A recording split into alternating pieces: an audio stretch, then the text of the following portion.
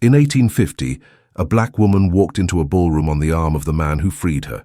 His former fiancée, Eleanor, had planned something cruel, but Sarah had a gift that no one expected, and when she revealed it, the entire room would be forced to see her as human.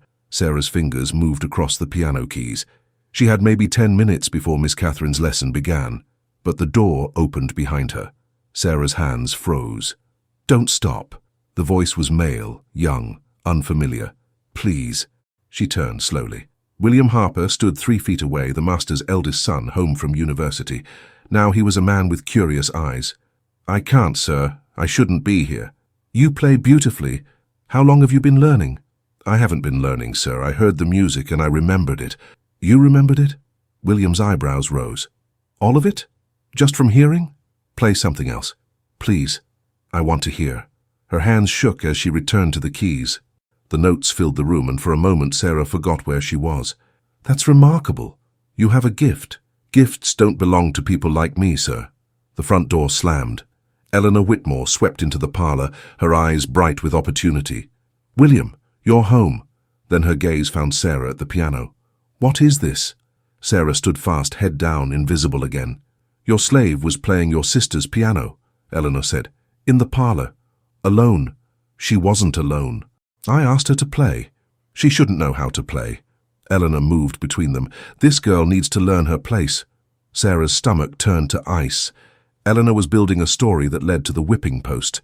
"Nobody taught her," William said. "She learned by listening." "It's presumptuous. It's dangerous." Eleanor's cheeks flushed. "William, we're to be married in 6 months. This is disorder." "Miss Eleanor," Sarah said quietly, "I apologize. I shouldn't have touched the piano." "You're right, it won't happen again." Eleanor's smile was cold. "William, have your overseer deal with this. 10 lashes should remind her to keep her hands to herself." 10 lashes. Sarah had seen what that did. "No." William's voice was absolute. Eleanor blinked. "Excuse me?" "She won't be whipped. She made a mistake, but it's not worth scarring her for life. You're soft. You let slaves walk over you. Your father will—" "My father isn't here. I'm handling this." "Sarah, go back to your quarters." Sarah moved toward the door, but Eleanor's voice stopped her. "This isn't over. You hear me, girl? This isn't over." Sarah kept walking. She nearly collided with Jeremiah, the overseer. "Come with me. Master Harper wants to see you." "Not William." His father. "Jeremiah, let her go." William appeared. "I'll bring her myself." He walked toward his father's study. Eleanor emerged, face flushed. "You've ruined everything," she hissed at Sarah. "I was going to be mistress of this house, and you've made him question me, made him choose. I will make you pay for that." The study door opened. Master Harper emerged, face like thunder. "Jeremiah, take the girl to the quarters. No punishment today." His eyes shifted to Sarah, cold. "But I'm watching you now. One more step out of line, and my son's soft heart won't protect you." As Sarah was led away, she heard Eleanor's voice, sweet again. "William, darling, I'm sorry. Let's forget this happened." But Sarah knew better. She'd seen Eleanor's eyes. This was just beginning. That night, Sarah lay staring at the ceiling, fingers still tingling with memory. "You awake?"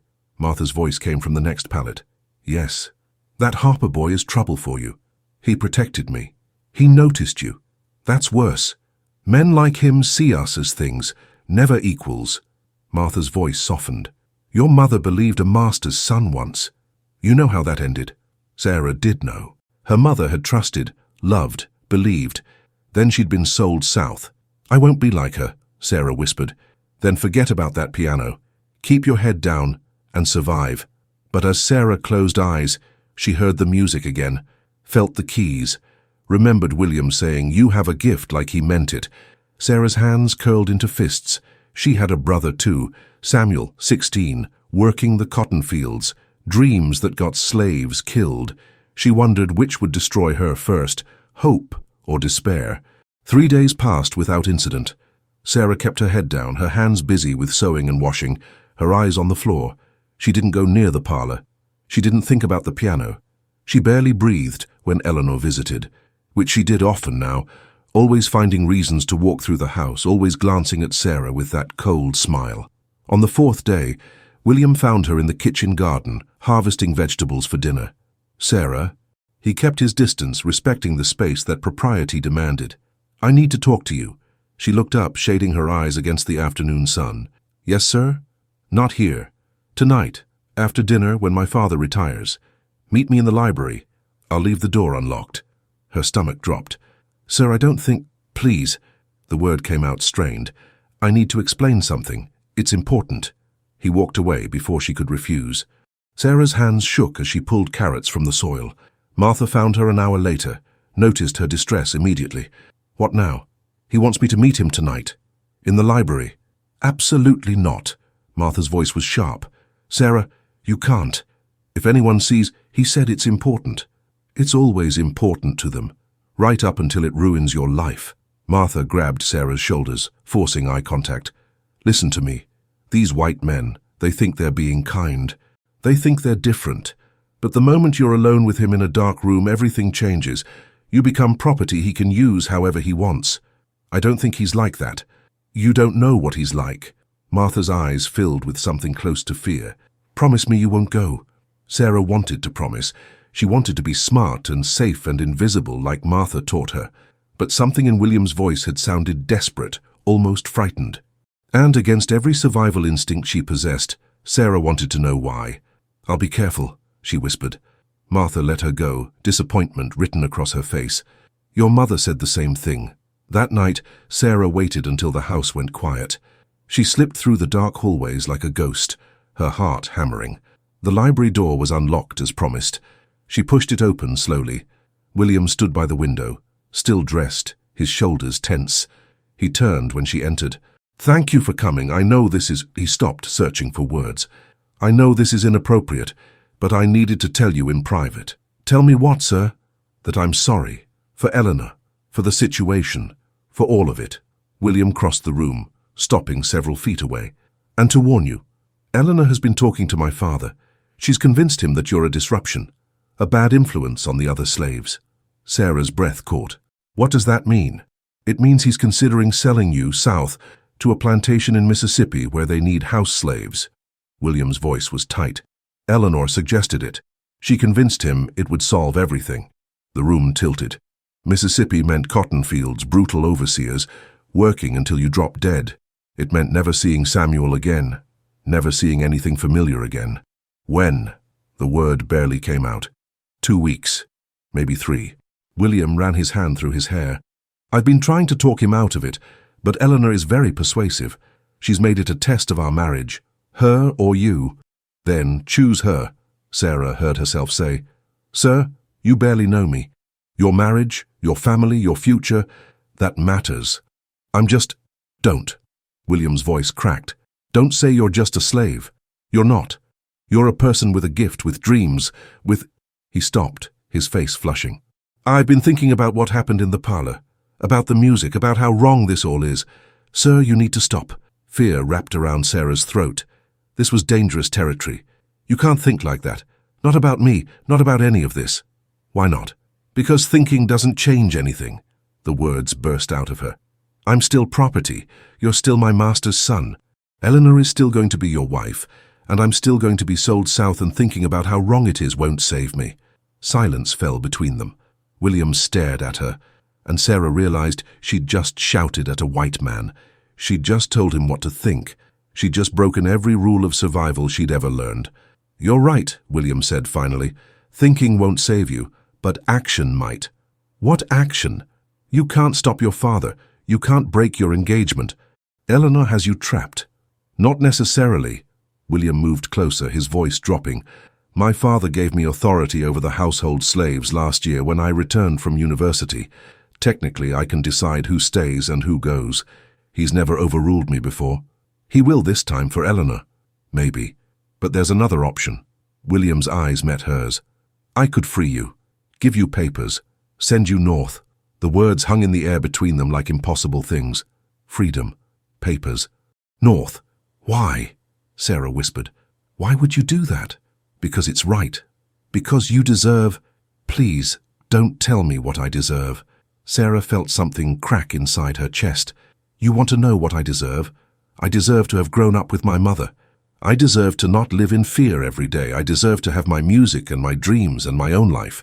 But I don't get those things, and you giving me papers won't change that I'm leaving my brother behind, that I'm leaving Martha, that I'm running away while they stay enslaved." William's face paled. "Your brother?" "Samuel, 16. Works in the fields." Sarah's voice broke. "He's all I have left of my family. And you want me to leave him here? To save myself while he—" She couldn't finish. "Then I'll free him too." "You can't free everyone." Sarah was crying now, couldn't stop it. "You can't save us all. And you can't marry Eleanor and free slaves at the same time. She'll know. She'll tell your father. You'll lose everything." "I don't care about everything." William took another step closer. "Sarah, I know this sounds insane. I know I've known you for less than a week. But when I saw you at that piano, when I heard you play, I don't know how to explain it. I saw someone who should be free, who shouldn't belong to anyone. But I do belong to someone, to your father. And soon, after you marry Eleanor, to her too." William flinched like she'd struck him. "What if I didn't marry her? Then your father would disown you. Eleanor would ruin your reputation. You'd lose the plantation, your inheritance, everything." "I said I don't care." "You should." Sarah wiped her eyes angrily. "Sir, I appreciate what you're trying to do, but you can't throw away your life for a slave you barely know. That's not noble. That's just foolish." "Maybe I want to be foolish." William's voice was fierce now. "Maybe I'm tired of doing what's expected, of marrying someone I don't love, of pretending that owning people is normal and right and just the way things are. Those are dangerous thoughts for a plantation owner's son. I know." He smiled, sad and bitter, "but I can't seem to stop having them." Sarah looked at him, really looked at him, and saw someone as trapped as she was. Different prison, different chains, but trapped nonetheless. It should have made her feel better. It didn't. "What do you want me to say, sir?" "I want you to tell me what you want, not what's proper or safe or expected. What you actually want." The question was so unexpected, so impossible, that Sarah almost laughed. What did she want? Everything. Nothing. To play piano in a room full of people who chose to listen, to wake up without fear, to have her mother back, to see Samuel grow old. "I want my brother to live," she said finally. "That's all. He's been coughing for weeks, getting weaker. The overseer doesn't care, no one cares. If he gets really sick," her throat closed. "I just want him to live." William's jaw tightened. "Where does he sleep?" "The field quarters, 3rd building from the left. I'll take care of it." William moved toward the door, then stopped. "Sarah, I'm going to fix this. Somehow I'm going to find a way to—" "Sir, please don't make promises you can't keep." Sarah's voice was hollow now. "It's crueler than just telling the truth." He looked at her for a long moment, then nodded and left. Sarah stood alone in the library, surrounded by books she couldn't read, in a house that would never be hers, and wondered what she'd just done. The next morning, the plantation physician visited the field quarters. He examined Samuel, gave him medicine, ordered him moved to lighter duties. The overseer grumbled, but obeyed. Samuel found Sarah that evening, eyes wide. "What happened? Why is the doctor helping me?" Sarah couldn't answer. She just hugged her brother, feeling his ribs through his shirt, and wondered what price they'd pay for William's kindness. For 2 weeks, Sarah lived in the strange space between hope and dread.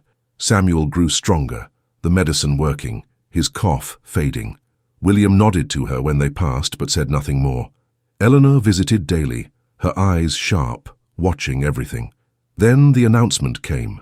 Master Harper called the house slaves into the parlor on a Thursday morning. Eleanor stood beside him, her hand on his arm, looking triumphant. "We have news." Master Harper's voice was formal. "Master William and Miss Eleanor will be married in 4 weeks, not 6 months as originally planned." Sarah's stomach dropped. Around her, the other slaves murmured appropriate congratulations. Eleanor's eyes found Sarah and lingered, her smile vicious.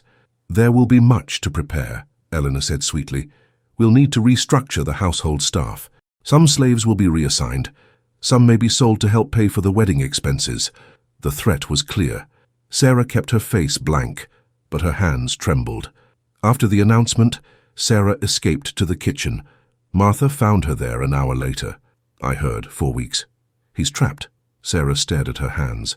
"She moved the date up to lock him in, and now she's going to make me disappear." "Then you need to run." Martha's voice was urgent. "Tonight. I know people. I can get you to the first station. You can follow the North Star to—" "I'm not leaving Samuel. Samuel is getting better. The medicine worked. He'll survive if you go. And then what? Eleanor sells him south anyway, just to punish me? I can't leave him, Martha. He's all I have. Martha grabbed Sarah's face between her hands. Listen to me. Your mother died because she loved too much. Your brother will die if you stay. You have to choose survival. I choose him. Sarah pulled away. Always him. That night, William came to the kitchen door after midnight. Sarah had been scrubbing floors, unable to sleep. She stood when she saw him, her heart racing. I need to show you something. He wouldn't meet her eyes. Please. It's important.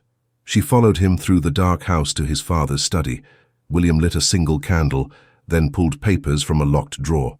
These are your freedom papers, yours and Samuel's.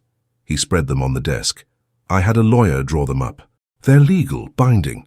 All they need is my signature.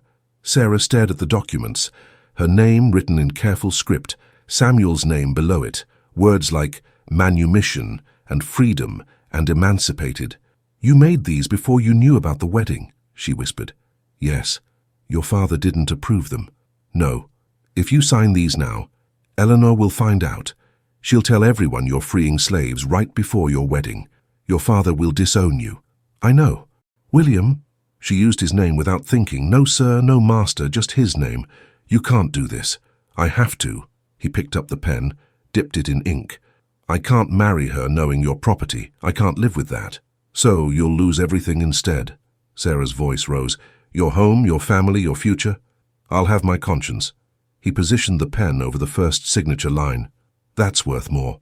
Sarah grabbed his wrist, stopping him.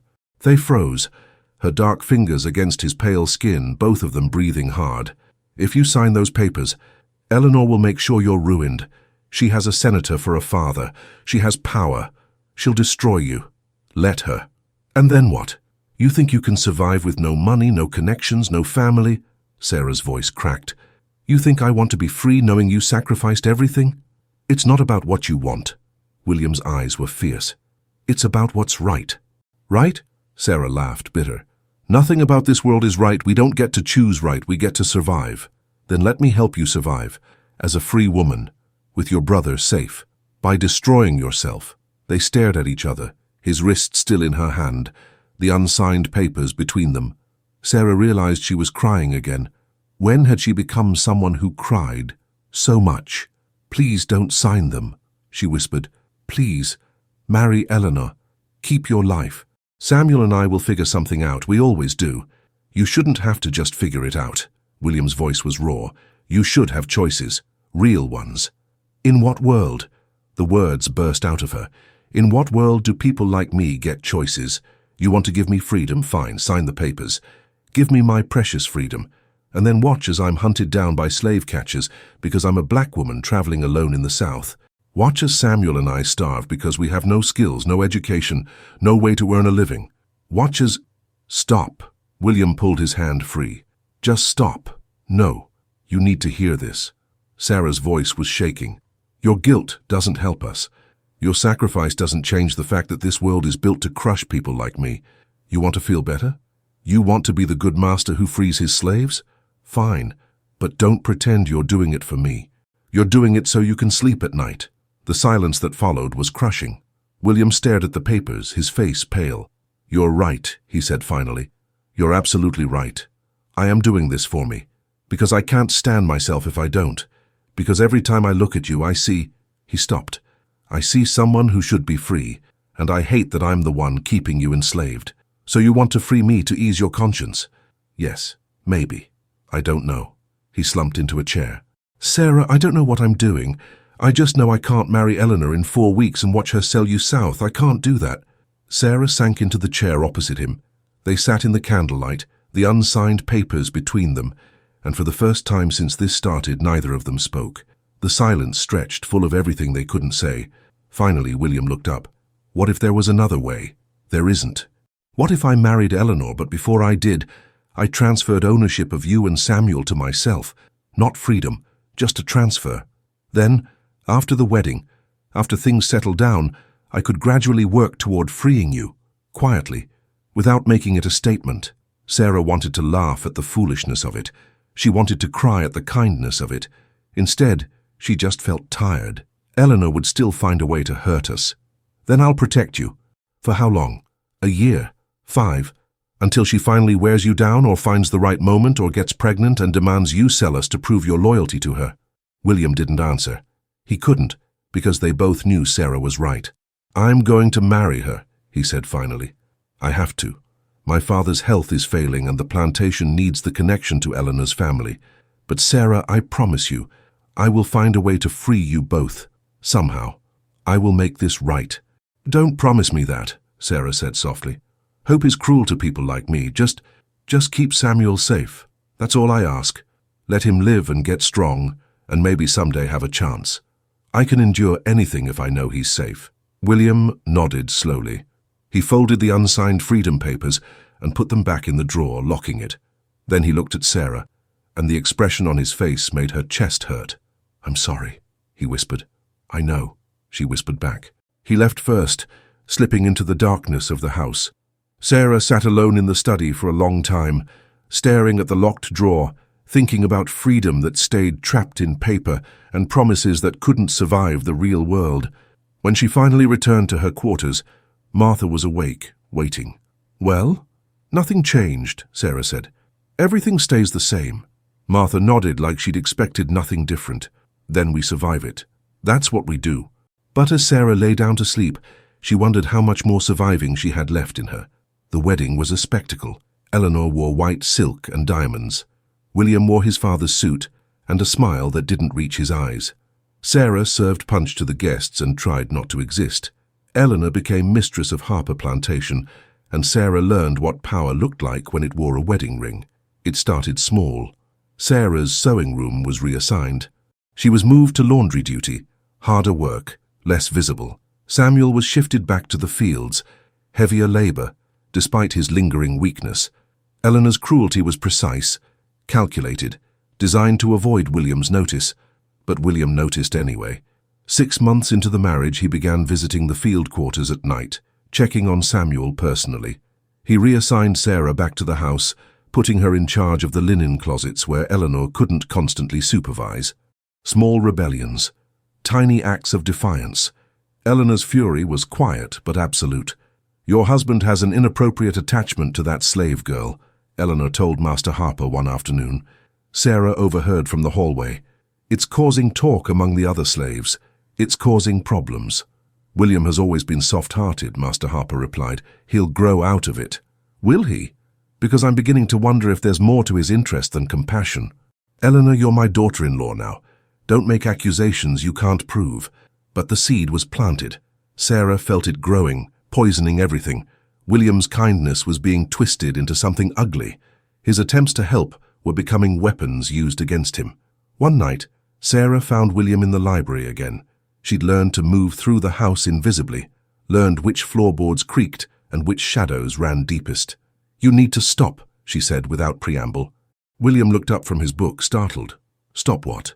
"Helping me, protecting Samuel, defying Eleanor." Sarah crossed her arms. "She's building a case against you, against us. She's going to use your kindness to destroy us both." "I don't care what Eleanor thinks." "You should. She's your wife. She has power now, and she's turning your father against you." William closed his book carefully.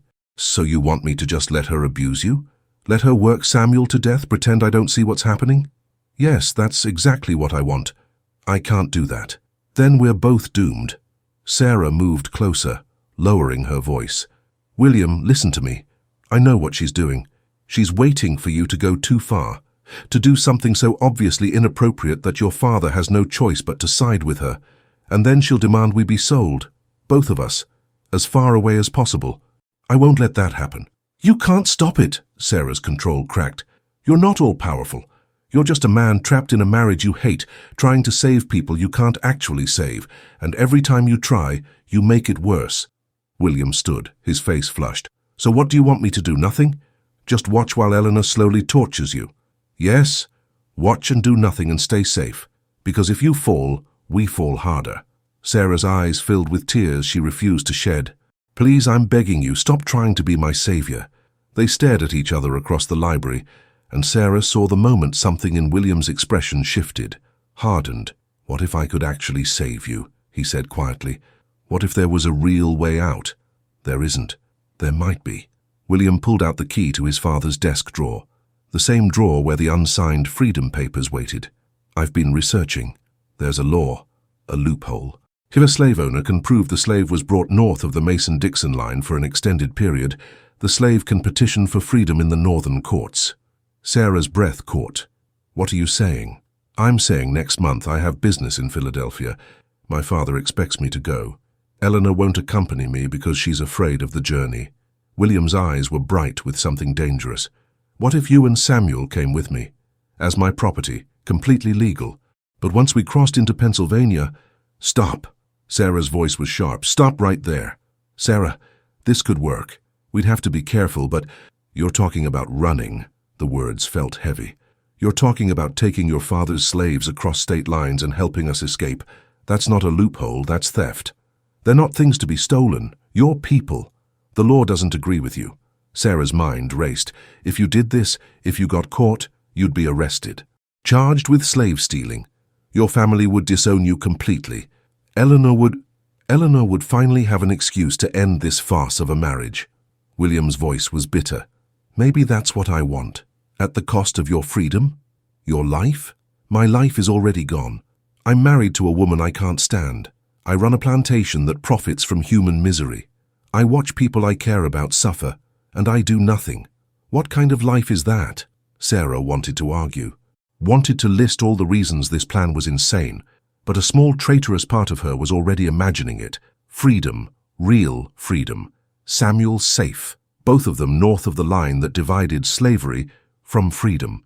Even if it worked, she said slowly, even if we made it to Pennsylvania, what then? How would Samuel and I survive? We have no skills, no education, no... I'd give you money, enough to start over, to find work, a place to live. William moved closer. Sarah, I've thought about this for months. I've planned every detail. It can work. And you, what happens to you? I come home, face the consequences. Maybe go to prison, maybe just lose everything. He smiled sadly. But at least I'd lose it for something that mattered. The weight of what he was offering pressed down on Sarah's chest. Freedom in exchange for his destruction. Her safety purchased with his ruin. I can't let you do this, she whispered. It's not your choice. It's mine. William's voice was gentle but firm. Sarah, I'm going to Philadelphia in 3 weeks. I'm going to take you and Samuel with me, with my father's permission, as servants for the journey. And when we reach Pennsylvania, I'm going to give you the papers I should have signed a year ago. You're going to be free. William, that's not a request. That's what's going to happen. He looked at her, and Sarah saw determination mixed with something else, something that scared her. Unless you tell me right now that you don't want freedom, that you'd rather stay enslaved, can you tell me that? She couldn't. God help her, she couldn't. Prepare Samuel, William said. Tell him to be ready. Tell him to trust me. He left before Sarah could respond. She stood alone in the library, shaking, terrified, and for the first time in her life, genuinely hoping for something impossible. 3 weeks. 3 weeks until everything changed, or everything ended. Sarah didn't know which scared her more. The journey north began on a cold October morning. William told his father he needed experienced slaves to manage his lodging and meals during the business trip. Master Harper agreed, distracted by plantation accounts. Eleanor watched the wagon leave with narrow eyes but said nothing. Sarah and Samuel sat in the back with the luggage, hardly daring to breathe. Martha had hugged Sarah goodbye that morning, whispering fierce blessings and desperate warnings. Don't come back, Martha had said. No matter what happens, don't come back. The first 2 days were torture. Every mile north felt like a lie Sarah was telling herself. Every stop at an inn, where she and Samuel waited outside while William conducted business, felt like the moment they'd be discovered and dragged back south. On the 3rd day, they crossed into Pennsylvania. William told them quietly as they entered a small town called York. Samuel grabbed Sarah's hand, squeezing so hard it hurt. We're still not safe, Sarah whispered to her brother. Slave catchers work in Pennsylvania too. Free papers don't mean anything if someone decides they don't. But Samuel's eyes were bright with something Sarah hadn't seen in years. Hope. They reached Philadelphia on the 6th day. William rented rooms in a modest boarding house, then took Sarah and Samuel to a lawyer's office. A thin man with kind eyes named Mr. Garrison listened to their story, examined the freedom papers William had carried north, and nodded slowly. These are legitimate, Mr. Garrison said. Master Harper, you understand that by signing these in Pennsylvania, you're voluntarily manumitting your slaves? You can't change your mind tomorrow. I understand. William signed both documents without hesitation. Then he pushed them across the desk. They're free now. They are. Mr. Garrison turned to Sarah and Samuel. Congratulations. You're no longer property under the law, though I must warn you, being free and being safe are different things. You'll need to register these papers, find employment, stay away from anyone who might question your status. Sarah stared at the signed documents. Her name in black ink. The word free stamped in the corner. It didn't feel real. Samuel started crying, quiet, shaking sobs that seemed torn from somewhere deep inside him. William looked away, his jaw tight. Mr. Garrison explained procedures, gave them names of employers who hired free blacks, warned them about slave catchers and corrupt officials. Sarah heard maybe half of it. The rest was drowned out by the roaring in her ears. Freedom. They were free. William walked them back to the boarding house in silence. When they reached the door, he pulled out a leather pouch heavy with coins. This should last you 6 months if you're careful, maybe longer.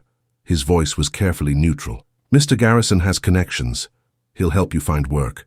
William, I don't know what to say. Sarah took the pouch, feeling the weight of it, more money than she'd ever touched. It's not enough. It'll never be enough. William looked at her, and Sarah saw grief in his eyes. But it's what I can give you.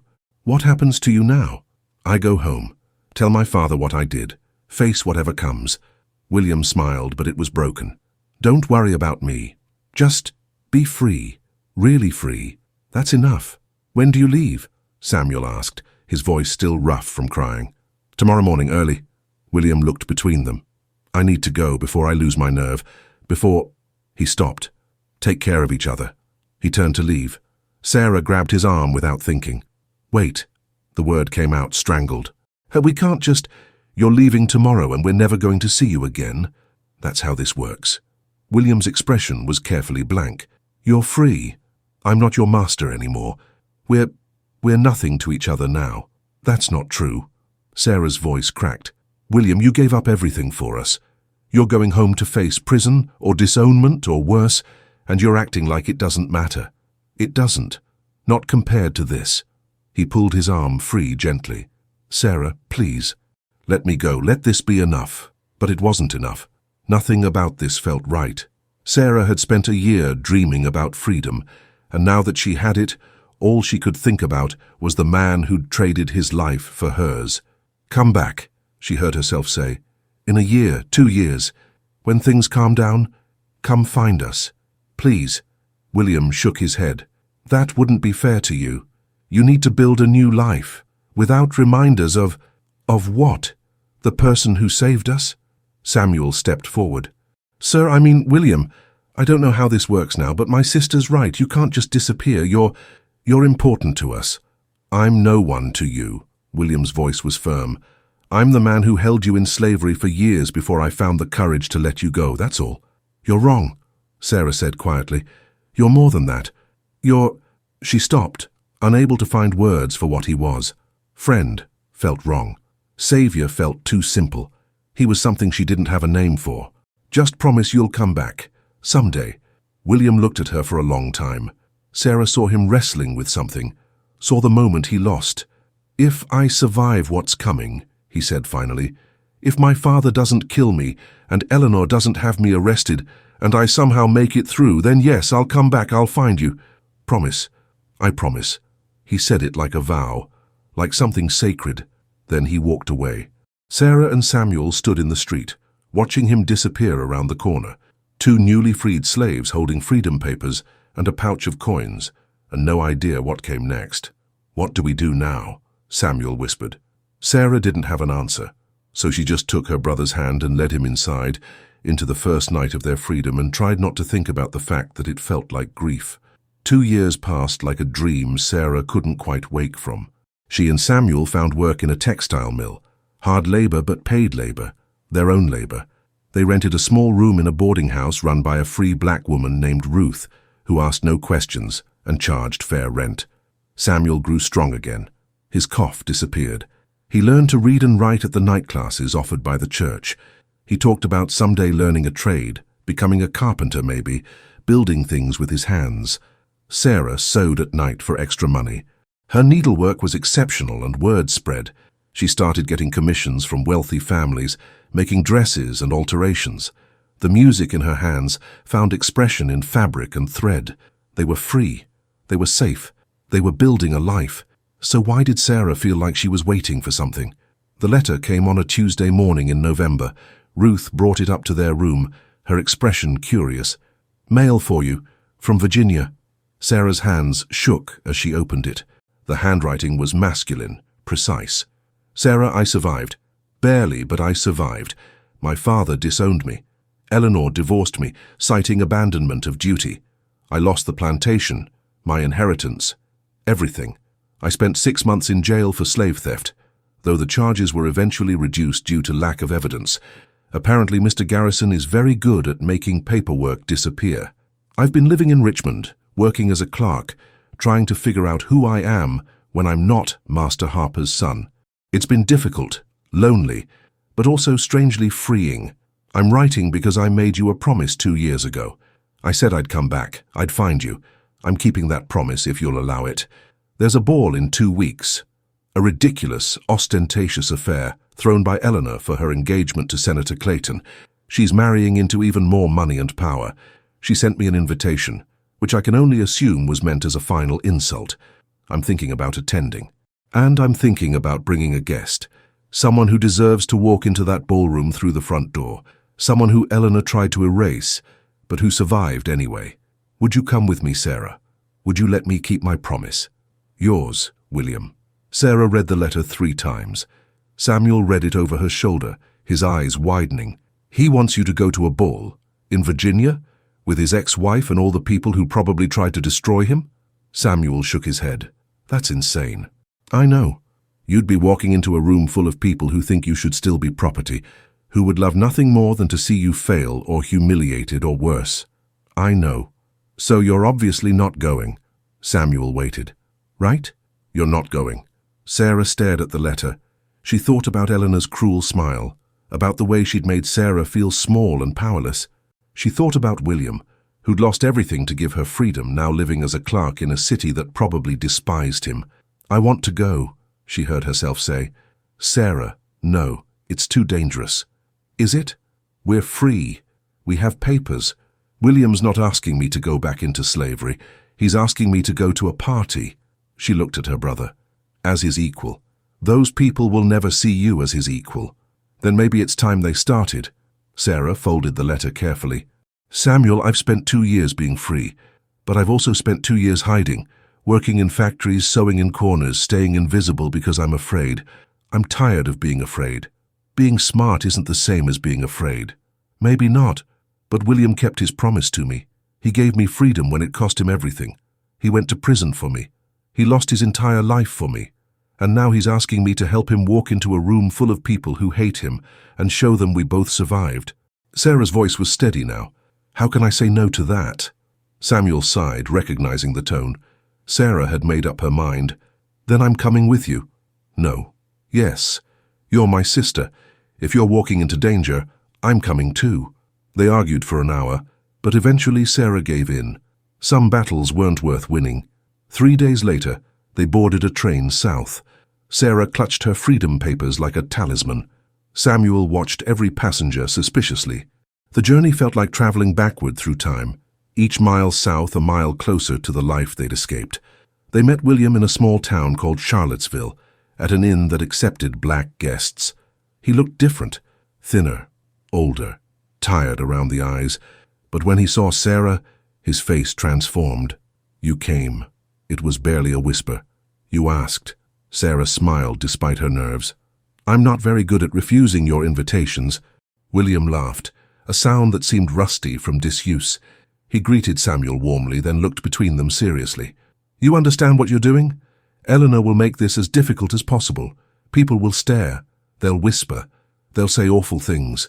Let them, Sarah said firmly. We'll survive it. We always do, Samuel added. William's expression was complicated. Pride mixed with worry, mixed with something Sarah couldn't name. Then tomorrow night, we go to Eleanor's ball. And we show them all what survival looks like. That evening, William took Sarah to a dressmaker he knew, a free black woman named Claire, who made clothes for Philadelphia's elite. She measured Sarah carefully, her eyes bright with understanding. "You need something that says you belong in that ballroom," Claire said. "Something that makes them see you as you are, not as they want to think you are." She created a dress in deep blue silk with delicate embroidery, understated elegance. Nothing that could be called improper or excessive, but undeniably beautiful. When Sarah put it on the next evening, she barely recognized herself. William waited downstairs in the inn's parlor. When Sarah descended the stairs, he stood abruptly, his expression stunned. "You look—" He stopped, searching for words. "You look like yourself, truly yourself. Is that a good thing?" "It's the best thing." William offered his arm. "Ready to shock some people?" Sarah took his arm, feeling the solidity of him, the realness of this moment. "Ready." Samuel waited by the door, dressed in the fine suit William had purchased for him. "Let's do this before I remember all the reasons this is a terrible idea." They climbed into William's hired carriage. As they rolled toward Eleanor's estate, Sarah felt her heartbeat accelerate. Fear and anticipation mixed into something electric. "Whatever happens in there," William said quietly, "remember you're free. You have every right to be in that room. You're not less than anyone there. You're more, because you survived what they can't imagine." Sarah squeezed his hand. "What about you? You survived it too." "Did I?" William's smile was sad. "Sometimes I'm not sure what surviving means." The carriage stopped in front of a massive white house blazing with lights. Music drifted from the open windows. Well-dressed couples ascended the steps. This was it. Sarah took a deep breath, straightened her spine, and stepped out of the carriage. William was beside her immediately, offering his arm. Samuel fell in behind them. Together they walked toward the ballroom, toward Eleanor's world, toward whatever came next. The doors opened, the music swelled, and Sarah stepped across the threshold as a free woman, ready to show everyone exactly what that meant. The ballroom was everything Sarah had imagined and nothing she'd prepared for. Crystal chandeliers cast fractured light across hundreds of guests dressed in silk and jewels. The orchestra played waltz after waltz. Servants circulated with champagne. It was beautiful and glittering and hostile. Every head turned when they entered. Conversations stopped mid-sentence. The orchestra stuttered, then recovered. Sarah felt the weight of hundreds of eyes, assessing, judging, rejecting. William's arm tensed under her hand, but he didn't falter. He walked her into that silence like he'd walked into battle, head high, jaw set. Eleanor materialized from the crowd like a summoned demon. She wore white again, diamonds at her throat, her hair piled in elaborate curls. Her smile was razor-sharp. "William, how kind of you to accept my invitation." Her eyes raked over Sarah, over Samuel standing stiffly behind them. "And you brought guests. How unexpected." "Eleanor." William's voice was cool. "You look well. May I introduce Sarah and Samuel? They're friends from Philadelphia." The word friends echoed in the sudden quiet. Someone gasped. Someone else whispered. The lie was so obvious, so deliberate, that it was almost funny. "Friends." Eleanor repeated the word like it tasted bad. "How fascinating. William, you always did have such unusual taste in companions." "I learned to value substance over appearance," William replied smoothly. "But then that's not something you'd understand." The insult was subtle but unmistakable. Eleanor's smile tightened. She turned her attention to Sarah, evaluating her like merchandise. "That's a lovely dress. Where did you get it?" "Philadelphia.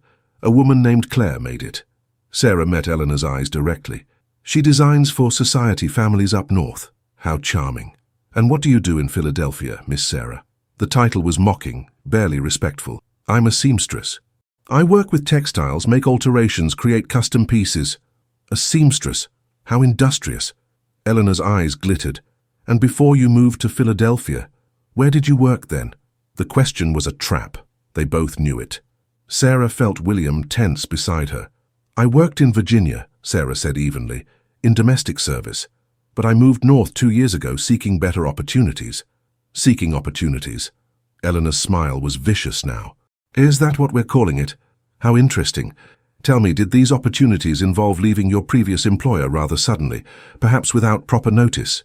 "Eleanor," William's voice was sharp. That's enough. Is it? I'm just making conversation, darling. Eleanor turned to the crowd gathering around them. Everyone, I'd like you to meet William's friend, Miss Sarah. She used to work for his family. Under very different circumstances, of course. But William has such a generous heart. He's helped her transition to her new life. Isn't that admirable? The implications hung in the air like poison. Sarah felt the crowd's judgment solidifying. She was property pretending to be a person, a former slave playing dress-up, an embarrassment. But then Samuel stepped forward.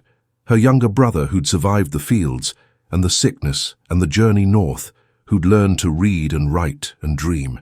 He looked at Eleanor with calm, steady eyes. My sister doesn't need anyone's help transitioning to her new life, he said clearly. She built it herself, with her hands and her talent and her courage, which is more than can be said for most people in this room. A shocked silence followed. Samuel had just insulted the entire gathering. Sarah's heart hammered. But then, from the back of the crowd, someone laughed. A man pushed forward, older, distinguished, with shrewd eyes. Senator Clayton, Eleanor's fiancé. Well said, young man. The senator smiled. A refreshing bit of honesty. Eleanor, darling, your ballroom is full of very interesting guests tonight. Eleanor's face went rigid. James, I'd like to hear Miss Sarah play piano, the senator continued, ignoring her. William wrote to me about your musical talent, said you were quite exceptional. Would you indulge us? The request was a test. Sarah knew it. Everyone knew it. If she played poorly, she'd confirm every prejudice in the room. If she played well, she'd challenge assumptions but make enemies. If she refused, she'd look cowardly. I'd be honored, Sarah heard herself say. William's hand found hers for just a second, squeezing. Then she was walking through the crowd toward the grand piano in the corner. The guests parted for her like water around a stone, separate, untouching, watching. Sarah sat at the bench. Her hands trembled. She thought about the first time she'd played in the Harper house when William had found her. She thought about Eleanor's cruelty and Martha's warnings and her mother's broken dreams. She thought about freedom and what it cost and what it was worth. Then she began to play. Not the classical pieces she'd learned by watching Miss Catherine, not the songs white society expected. She played something she'd been composing for 2 years, working it out on Claire's piano late at night. A piece that started with sorrow, slow, heavy chords that echoed spirituals sung in senzalas. Then it shifted. The melody lightened, grew more complex, wove in classical techniques, but kept its root in something older, deeper. The music told a story: bondage, struggle, hope, freedom. It was her story, Samuel's story, every enslaved person's story, translated into notes and silence. The ballroom went absolutely still. Sarah poured everything into the music. Her fear and her anger and her stubborn, impossible hope. When she reached the final chord, letting it hang in the air, she realized she was crying. The silence that followed felt eternal. Sarah kept her hands on the keys, unable to look up, waiting for judgment. Then Senator Clayton began to applaud. Slow, deliberate, unmistakable. Others joined him. Not everyone. Many guests stood frozen, unwilling to acknowledge what they'd heard. But enough people clapped that it couldn't be dismissed. Sarah finally looked up. William was watching her with an expression that made her chest hurt. Samuel had tears on his face, and Eleanor looked like she'd swallowed glass. That was remarkable, the senator said, approaching the piano. Truly remarkable. Miss Sarah, where did you learn to compose? I taught myself, sir, using melodies I heard growing up and techniques I observed. Extraordinary. The senator looked at Eleanor pointedly. Wouldn't you agree, darling? Eleanor's smile was brittle. Yes, quite unexpected. She raised her voice. In fact, Sarah's talent reminds me of something I've been meaning to address.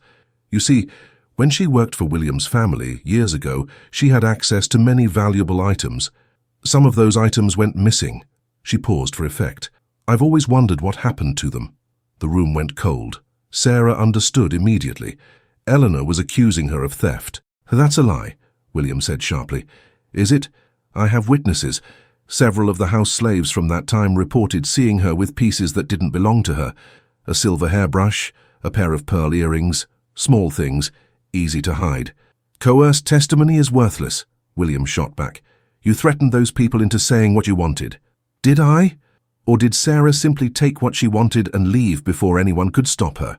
Eleanor's eyes were triumphant. Tell me, Sarah, do you still have those items? Or did you sell them to fund your new life in Philadelphia? Sarah stood slowly. Her legs felt like water, but she kept her voice steady. I never took anything from your home, Miss Eleanor. Not one single item. She's lying. Eleanor turned to the crowd. This is what happens when we're too lenient with slaves. They learn to lie convincingly. They learn to manipulate. William was fooled, but I see clearly. This woman is a thief. Enough! The senator's voice cracked like a whip. Everyone froze. He looked at Eleanor with something close to disgust. These are serious accusations. Do you have proof beyond coerced testimony? I have the word of multiple witnesses. Slaves you controlled? Whose testimony you shaped? The senator shook his head. Eleanor, I'm a lawyer. I know what real evidence looks like. This isn't it. James, you can't possibly believe her over me.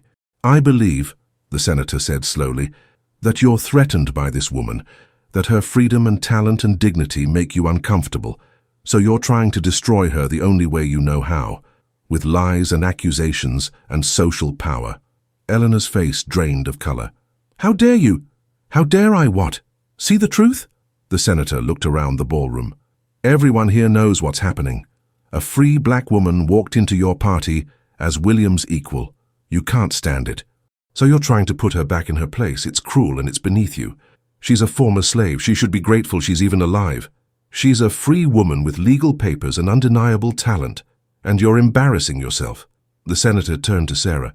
Miss Sarah, I apologize for this treatment. You've shown more grace tonight than anyone in this room deserves.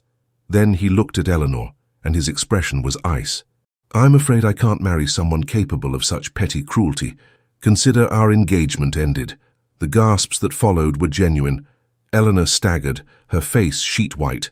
James, no, please. I was only trying to... To what? Humiliate a woman who's done nothing to you? To manipulate a room full of people into hating someone because they make you feel small? The senator shook his head. I need a partner with integrity. You're not that person. He bowed to Sarah, nodded to William and walked out of the ballroom. Half the guests followed him, unwilling to stay for the aftermath. The orchestra had stopped playing. Servants stood frozen with trays of untouched champagne. Eleanor looked at Sarah with pure hatred. You've ruined everything. No, Sarah said quietly. You did that yourself. Eleanor opened her mouth to respond, but no words came. She simply turned and fled, her white dress trailing behind her like a broken wing. The ballroom emptied quickly after that. Guests made hurried excuses, avoiding eye contact, desperate to escape the scandal. Within an hour, only a handful of people remained, mostly curious onlookers and Eleanor's bewildered staff. Sarah stood by the piano, exhausted and shaking. Samuel was beside her, his hand on her shoulder. William had been pulled aside by several men, sympathizers who quietly congratulated him, or perhaps just people drawn to the drama. We should leave, Samuel said quietly, before Eleanor recovers and decides to cause more trouble. Sarah nodded, but before they could move, a woman approached. She was older, perhaps 60, dressed in elegant grey. Her eyes were kind but sharp. Miss Sarah. Her voice was cultured, careful. My name is Margaret Thornton. I'm a friend of Senator Clayton. I wonder if I might have a word. Sarah glanced at Samuel, then nodded. Of course, Mrs. Thornton gestured to a quiet corner of the ballroom. They moved away from the remaining guests, finding relative privacy near a large window overlooking the gardens. What you did tonight took tremendous courage, Mrs. Thornton said without preamble. Walking into this room, facing these people, playing that music. You're either very brave or very foolish. Perhaps both, Sarah replied honestly. Perhaps. Mrs. Thornton smiled slightly. I wanted you to know that not everyone here shares Eleanor's views. Some of us believe the institution of slavery is unconscionable. We work quietly to support abolition, to help fugitive slaves, to change the laws that allow such barbarism. Sarah's eyes widened. You're an abolitionist? I am, as is Senator Clayton, though he must be careful about expressing those views publicly. His rejection of Eleanor tonight had less to do with her cruelty to you and more to do with his realization that she's on the wrong side of history. Mrs. Thornton paused. He wanted me to give you this. She pressed a small card into Sarah's hand. It bore an address in Washington and a simple message: "If you need anything, ask." The senator believes people like you, educated, talented, articulate, can be powerful advocates for abolition. Your story matters. Your voice matters. Mrs. Thornton met Sarah's eyes. If you're ever willing to speak publicly about your experience, there are people who would listen. Sarah looked at the card, then at Mrs. Thornton. I'm not a speaker. I'm just a seamstress. You're a survivor. That makes you more powerful than you know. Mrs. Thornton squeezed Sarah's hand gently. Think about it. In the meantime, be safe, and know that tonight you changed some minds. Not all of them, not even most, but some. That's how change happens. One mind at a time. She walked away before Sarah could respond, leaving Sarah holding the card and wondering what she'd just been offered. William found them a few minutes later, his face drawn. We need to go. Now. Eleanor's father just arrived and he's furious. He's threatening to have me arrested for bringing you here. Claims it's disturbing the peace or some nonsense. Can he do that? Samuel asked, alarmed.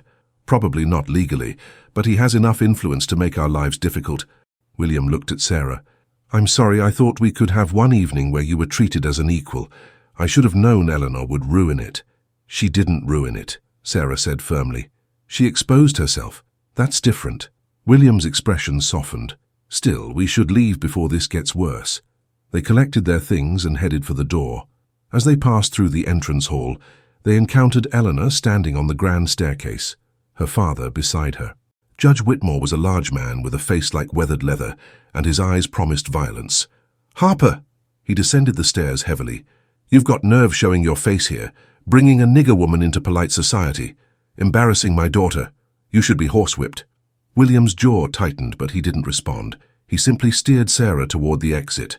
Don't you walk away from me, boy, Judge Whitmore's voice boomed. I'm talking to you, and I'm leaving, William replied without turning around. You have nothing to say that I want to hear. You think you're better than us now? You think freeing your slaves makes you righteous? The judge's voice dripped contempt. You're a traitor to your class and your race. You're worse than worthless. William stopped, turned slowly. I think, he said carefully, that I'd rather be a traitor than a monster.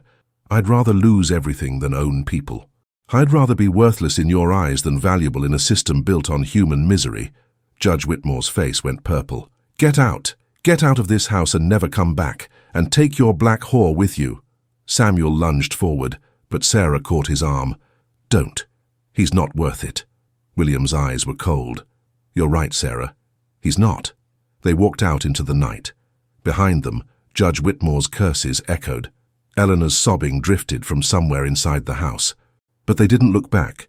The carriage waited at the end of the long driveway. They climbed in silently. As the horses began to move, carrying them away from Eleanor's ruined party, Sarah felt something loosen in her chest. Relief, maybe, or just exhaustion. I'm sorry, William said for the third time. I'm so sorry I put you through that. Stop apologizing, Sarah said. I chose to come. I knew what I was walking into. Did you? Did you really understand how cruel they'd be? Yes. Sarah looked at him directly. William, I spent years as a slave in that world. I know exactly how cruel they can be. Tonight was nothing compared to what I've survived. William flinched. That doesn't make it right. No, but it makes it bearable. Sarah leaned back against the seat. Do you know what the most remarkable thing about tonight was? Not Eleanor's public humiliation, not the senator's rejection. It was the fact that I walked into that ballroom as a free woman and left as a free woman. Eleanor tried to destroy me and failed. That's everything. Samuel nodded. She was so sure she could put you back in your place, but your place isn't where she thinks it is anymore. William was quiet for a moment, then softly, Where is your place, Sarah? She considered the question. 2 years ago, she would have said nowhere. Slaves didn't have places, just positions. But now, I don't know yet, she admitted, but I get to figure it out. That's the point, isn't it? Freedom means I get to choose. Even if choosing is terrifying, especially then. The carriage rolled through the dark Virginia countryside. They'd be back in Charlottesville by morning, then on a train to Philadelphia the next day. Back to the life Sarah had built from nothing. Back to safety and work, and the future she was creating one day at a time. But something had changed tonight. Sarah had walked into her past and faced it down. She'd let Eleanor do her worst and she'd survived. More than survived. She'd won. "What did Mrs. Thornton want?" William asked, noticing the card still in Sarah's hand. "She's an abolitionist. She wants me to consider speaking publicly about my experience with slavery, to help the cause. Will you?" Sarah looked at the card, at the address in Washington where powerful people gathered to discuss freedom and justice and the future of the country. She thought about her mother, sold away, about Martha, still enslaved, about all the people still trapped in the system she'd escaped. "Maybe," she said slowly, "if I can help even a little, if my story can change even one mind, then maybe it's worth reliving the pain." William reached across the carriage and took her hand. It was presumptuous, perhaps improper, but Sarah didn't pull away. His hand was warm, solid, real. "You're remarkable," he said quietly. "I hope you know that." "I'm a survivor," Sarah corrected. "There's a difference." "Is there?" Sarah smiled in the darkness. "I'm still figuring that out."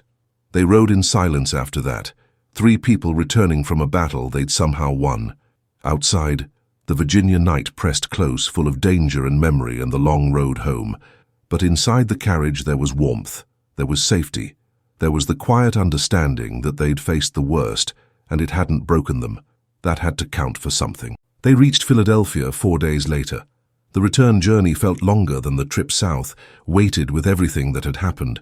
Sarah kept expecting disaster, slave catchers, Eleanor's vengeance, some final cruelty. But nothing came. They simply traveled north, crossed back into Pennsylvania, and returned to the life Sarah had built. William stayed in Philadelphia for a week. He claimed he had business, but mostly he just seemed reluctant to leave. He helped Samuel find an apprenticeship with a carpenter. He introduced Sarah to contacts who could expand her seamstress work. He existed in their world for 7 days, and Sarah tried not to think about what happened when the week ended. On the last evening, William came to the boarding house for dinner. Ruth had prepared her best meal, sensing something significant was happening. They ate together at the small table in the dining room. Sarah, Samuel, William, and Ruth, an unlikely family forged from freedom and circumstance. After dinner, William asked Sarah to walk with him. They strolled through the Philadelphia streets as the sun set, neither speaking, both knowing this was goodbye. "I have to go back to Richmond," William said finally. "My job is there, my life, such as it is." "I know." Sarah kept her eyes forward. "But I'll write, if you want me to." "I'd like that." They walked another block in silence. Then William stopped, turning to face her.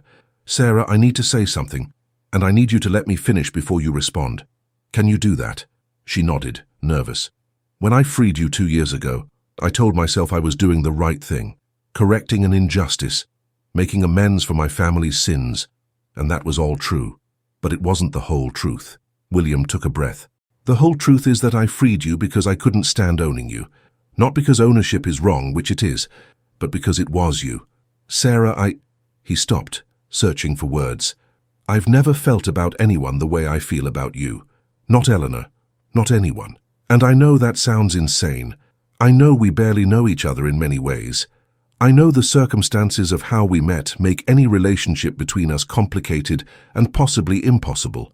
But I need you to know, you matter to me, not as someone I helped, as Sarah, just Sarah." The confession hung between them. Sarah felt her heartbeat accelerate, felt a complicated tangle of emotions rise in her chest. "I don't know what to do with that," she said honestly. "You don't have to do anything. I'm not asking for anything. I just needed to say it, to be honest finally about what I feel." William managed a sad smile. "You deserve honesty, after everything." Sarah looked at him, really looked at him. This man who'd sacrificed his entire life for her freedom, who'd gone to prison, lost his family, given up everything, who'd taken her to a ball where she was treated as an equal, who'd stood beside her when the world tried to tear her down. "I care about you too," she said quietly. "But William, I don't know how to separate what I feel from what you've done for me. How do I know if I care about you, or if I just care about the freedom you gave me?" "You can't know. Not yet." William reached out, then stopped, his hand falling. "But maybe someday when enough time has passed and you've built a life that's completely your own, you'll figure it out. And if you do, if you decide what you feel is real, then come find me, or write to me, or send word somehow. I'll wait." That's not fair to you. Nothing about this is fair. But I'll wait anyway. Sarah felt tears threatening. What if I never figure it out? What if I spend years wondering and never get an answer? Then at least you're free to wonder. That's more than you had before. They stood on the Philadelphia street as darkness fell, two people divided by the past and uncertain about the future. Sarah wanted to say something profound, something that captured the complexity of what she felt, but the words wouldn't come. So instead, she did something she'd never done before. She reached out and hugged him. Just held him for a moment, letting him hold her back, letting herself feel safe in the arms of someone who'd proven, over and over, that her safety mattered to him. "Thank you," she whispered, "for everything." "Thank you," he whispered back, "for surviving." They pulled apart slowly. William wiped his eyes, embarrassed. Sarah smiled despite her own tears. "Write to me about your life," she said. "Not about me, about you, what you're doing, what you're thinking, who you're becoming. I want to know William Harper, not the man who freed me, just William." "I can do that," he smiled. "And you write to me about Sarah, the seamstress, the musician, the woman building a life in Philadelphia. I want to know her." "Deal." They walked back to the boarding house together. At the door, William shook Samuel's hand, thanked Ruth for her hospitality, and promised to stay in touch. Then he climbed into the hired carriage that would take him to the train station, and Sarah watched him disappear into the Philadelphia night. Samuel put his arm around her shoulders. "You okay?" "I don't know," Sarah admitted. "Ask me in a year." Samuel squeezed her gently. "He'll wait, you know." He meant it. "I know. That's what scares me." They went inside. Ruth had left tea and biscuits in the dining room.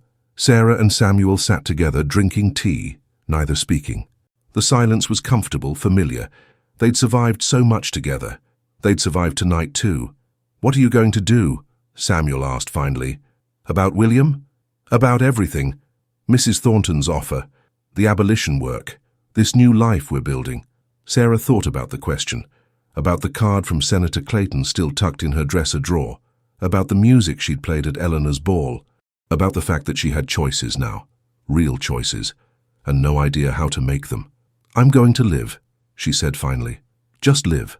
Work and create and breathe and figure out who I am when I'm not defined by what was done to me. And maybe eventually I'll use what I learned to help others. But right now I just want to be Sarah, whoever she is." Samuel smiled. "I think she's pretty amazing. You're biased. You're my brother. Doesn't make it less true." They finished their tea. Samuel went upstairs to bed. Sarah stayed in the dining room, staring out the window at the Philadelphia streets, thinking about freedom and love and the future she was building one day at a time. Somewhere in Richmond, William was probably thinking the same thoughts. Somewhere in Virginia, Martha and the others were still enslaved, still surviving, still hoping. Somewhere in the South, Eleanor was living with the consequences of her cruelty. And somewhere in this vast country, other slaves were running, fighting, surviving, dying, living. Sarah was just one person in a vast story. But tonight, in this moment, in this room, she was free. She had a brother who loved her, a place to call home, work that fulfilled her, and the possibility, fragile but real, that someday she might have more. That was enough. For now, that was everything. 3 years passed. Sarah's seamstress business thrived, and she taught newly freed women to sew. Samuel became a carpenter and married Rebecca. They wrote to William monthly, sharing their lives. Then Martha's letter arrived. The Harper plantation was being sold. Martha would be auctioned south. Sarah wrote to William immediately. Within weeks, he'd purchased Martha at auction and sent her north. When Martha arrived in Philadelphia, she wept in Sarah's arms. "You did it, child. You made something of yourself. We did it together." 6 months later, Martha pulled Sarah aside. "That Harper boy, you love him." Sarah couldn't deny it anymore. "Yes." "Then stop being afraid. Life's too short. If you love him, find a way."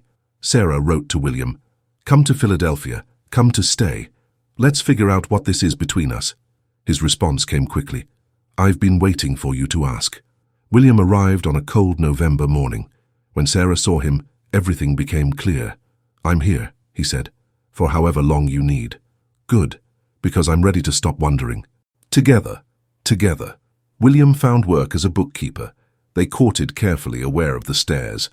A year later, they married in a small ceremony, Free blacks, white abolitionists, people who believed love mattered more than race. "Do you regret giving up everything?" Sarah asked on their wedding night. "Not once. I was dying in that old life. This is living." 5 years later, they hosted gatherings for abolitionists and freed slaves. Sarah finally told her complete story publicly, about slavery, freedom, Eleanor's ball, and choosing love despite everything. Senator Clayton attended. "Stories like yours prove enslaved people are human beings with gifts and dreams. You're proof that freedom matters." After the guests left, William held Sarah close. "I'm proud of you," he whispered. "We taught each other courage," she replied. They swayed together in their parlor. Outside, the country moved toward war. But inside was peace, love, and the knowledge they'd survived the worst and built something beautiful. Sarah rested her head on William's shoulder, thinking about the future, where slavery would end, where people were judged by character, where their love was ordinary, not remarkable. The music in her head found new melodies. Tomorrow she'd compose them. Tonight, she just held her husband and felt the weight of freedom, lighter than chains, heavier than air, precious beyond measure. This was what she'd survived for. This moment, this life, this love. Sarah closed her eyes and let herself be happy. Completely, impossibly, defiantly happy. It was the greatest act of rebellion she'd ever committed.